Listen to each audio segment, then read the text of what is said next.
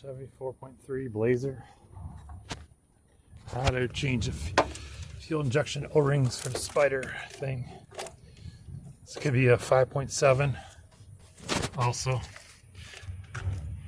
E-wood 96 to 98. The arrow points to the passenger side. Two little 8mm bolts. I'll show you the secret to popping these out. Very careful on taking out these fuel lines. I learned the hard way, and I had to come to the junkyard now to grab them. When you pull the fuel line out, this collar may come out. There's a collar on the big fuel side, the pressure in the return side. That collar covers up the O-ring. So you can usually pull those collars out. Sometimes they come out by themselves, or you can use a clip. Someone suggested snap ring pliers. There's an O-ring. And now if you see there, metal washer goes at the bottom. I guess just call some B-roll. Just take another set of O-rings off just in case. That's how quick it takes to get out. These little 8mm bolts, or nuts. That little arrow goes to the passenger side. Pop it off. We got enough of these. This takes you minutes, literally. Get the gun out the way. Pop them out. Sometimes these collars don't come out this way. Sometimes they do.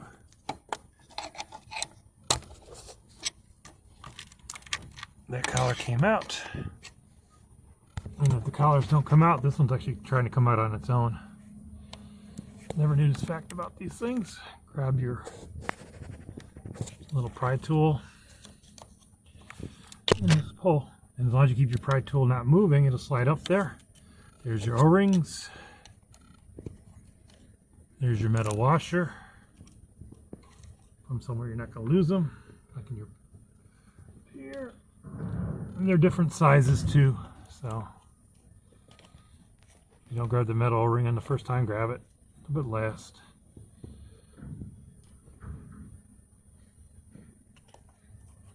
And if you pry up, just keep your pry bar, never move it, it'll go straight up on the pry bar.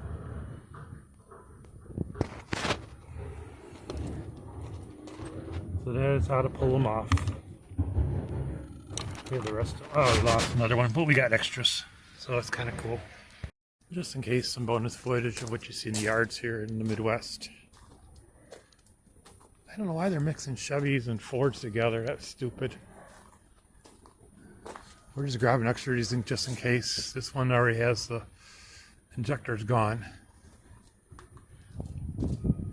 Yeah. Wannabe trailblazers. There's the lovely, Fords and Chevys are mixed up again. Probably we're grabbing some extra cover pieces just for the heck of it. This is what you kind of see in the Midwest. 89 Oldsmobile colors. Actually, this is not in bad shape for the Midwest. It's only a couple years of rust. Look at that nice inside. The comfortable seats. Kind of cool. Don't see these around anymore, especially in the Midwest. Here's something you'll see. 92 Buick Roadmaster. Looks not too bad. Electric trunk. Ooh, these are cool. What do you call those? Opera lights, I guess. Look at that interior.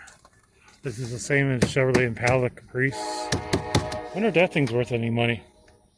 Tilt steering. I think they all came with tilt. Nice and tight. Bet you that's worth some money too. We're going to do a little research on eBay. I don't think you can see make anything out of that. What does this have? The L. Some of them had the LT1. That's kind of cool. I thought you'd get a kick out of it. I'm going to do some research and see what something's worth on this thing. Now let's get out of here because it's getting dark and it's closing time.